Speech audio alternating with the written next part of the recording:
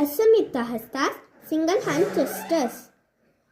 Padakas, Tripadako, Ardapadakas, Kattarimukah, Mayurakyo, Ardachandrastra, Arala, Shukatundakah, Mustista, Shikarakasta, Kapitta, Katakamakah, Mustista, Shikarakasta, Kapitta, Katakamakah, Mustista, Shikarakasta, Kapitta, Katakamakah, Suchi, Chandrakala, Padmakosha, Sarpashirastata, Brigashisha, Simhamukah, Kangulascha, Alapadmakah,